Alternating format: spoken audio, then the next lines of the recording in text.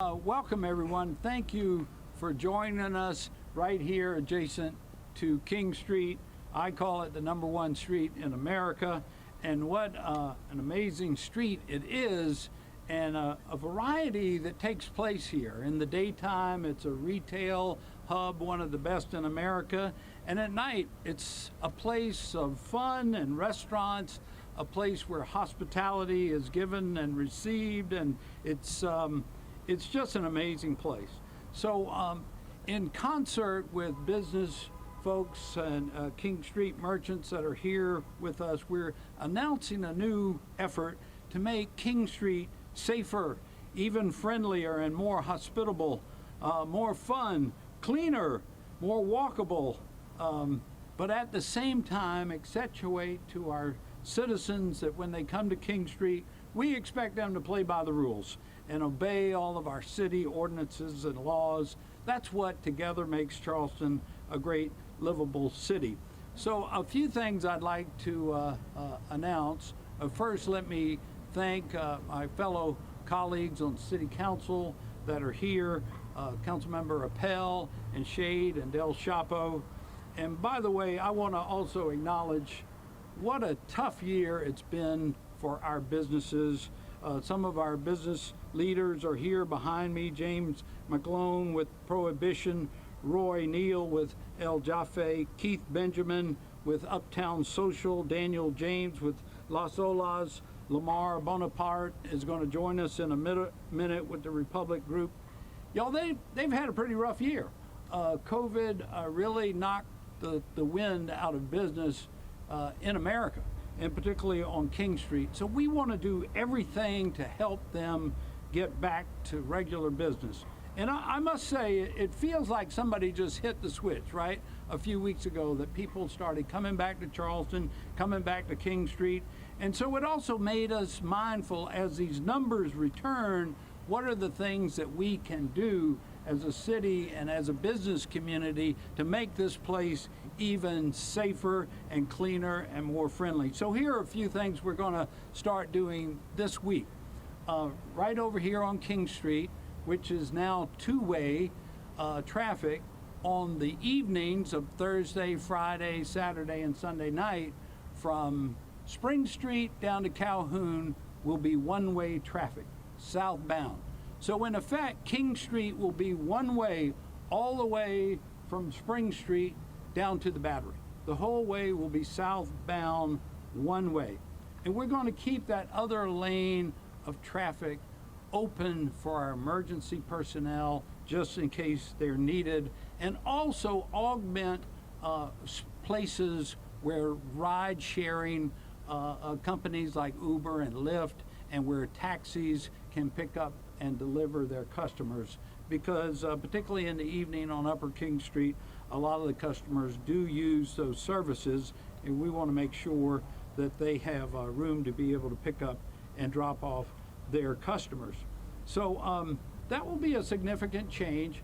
And in addition to that, this is really going to make it safer for pedestrians on Upper King Street particularly.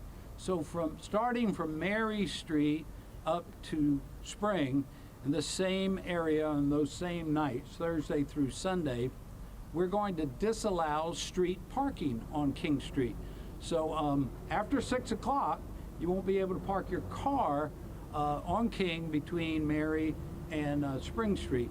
And this is going to make it safer. I don't know how many of y'all have been on King Street at night since the numbers have come back up, but just folks crossing the street and the numbers of people out, we really feel to create this additional space for everyone that's enjoying King Street will make a difference.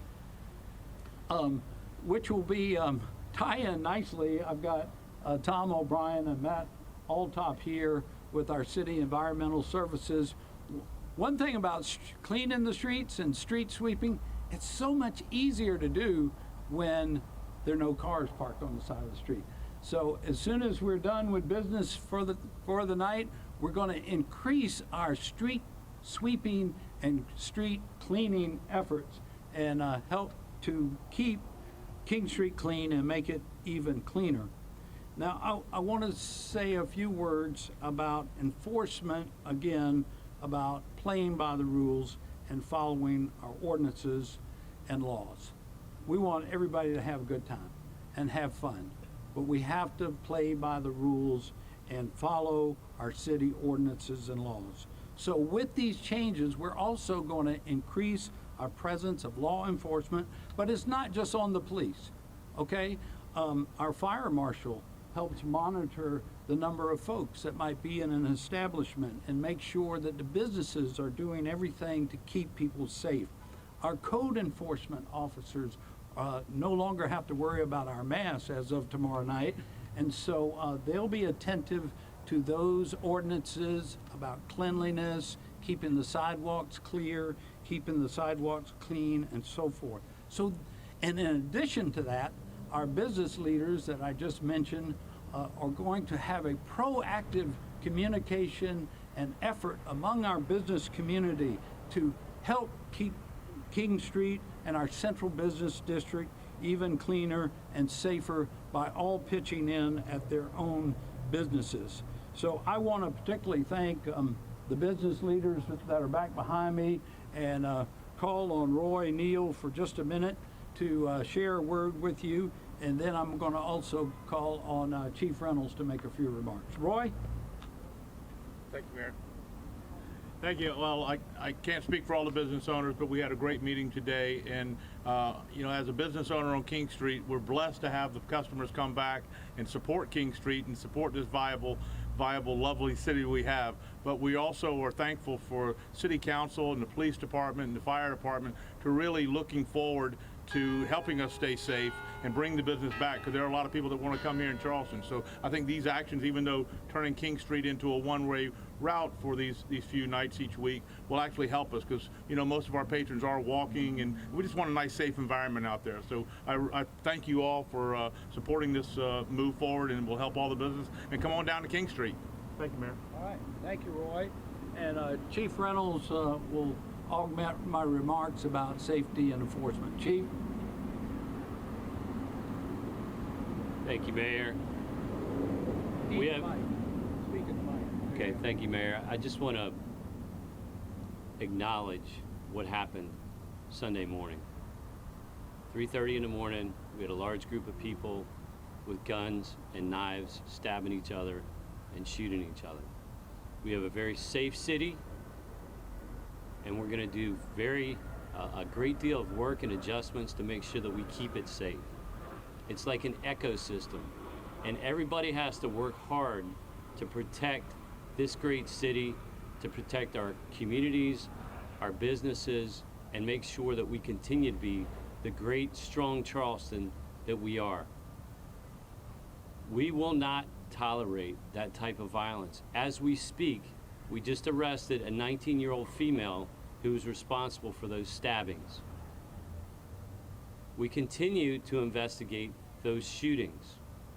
And I would ask the parents, as the mayor said, this is a shared effort. Why would you have a 16, 17-year-old out on King Street or in other parts of our city at 3:30 or 4 o'clock in the morning involved in a shootout, stabbing each other in fist fights, fighting the police? That's not something that we're going to tolerate. So we're working together with our residential communities, with our business communities, with our council members to make sure that we take every step we can to make sure that we deal with this violence in our city. We have a very safe city. We're working very hard to keep it safe. These are events that are not going to be tolerated, so we have to continue together with all of our community members, with all of our partners. And I will tell you, even things like First Amendment rights and protests, we're going to work with all of those groups. We have been for the last year. We're going to continue to do that. But we need to do it safely. We need to do it within our permitting process. And we need to do it in a way that helps those people have their voices heard, but allows for our citizens to be safe. So there's a lot of work that we need to do, and we have to do it together with all of our communities. Everybody working together. So I thank the mayor, I thank the business community, I thank the council, I thank all of our residents And I can tell you, I've heard from them. They're not happy about what's going on with this violence. I've met with the judges. I've met with the U.S. Attorney's Office. I've met with the solicitors. We're paying very close attention. Not only are we making arrests, but we're going to do our best to keep those people in jail. Those people that are repeat offenders, that are carrying weapons, that are violent, that want to attack our citizens, I'm going to do my best to make sure that they go to jail and they stay there. Because we're all going to work together, and we have this responsibility to keep our communities safe. This is important. This is a very basic thing. It's not complicated. We all have to work together to keep our communities safe. Thank you, Chief. Council members, you want to add anything? All right. I'd like to say one thing. Okay. And I just want to This thank, is Peter Shade. He's chairman of our Public Safety Committee. I want to thank the mayor for bringing us together, and for Helen Hill, who also brought us together this morning. And to the community leaders behind me, these men who are very much invested into our community, into our police department. This is a collaborative effort, and the mayor has pointed out very specific things we're going to do on an immediate basis, and with the mayor's help, we're also looking at long-term solutions and issues that we're dealing with as to what has transpired, what caused what transpired on Sunday. We have a lot of work to do, but we call on the community for your support and collaboration with this. This is important for all of us. It's important for our business community, for our visitors, and for our citizens, and for our police department, and for the great job that they have been doing for the past several years in making us safe. So thank you all for coming today, and thank all of y'all for being with us and standing with us side by side as we go through this journey of making Charleston the safest city in America. Thank you all very much. Councilmember Mitchell, I didn't see you back here.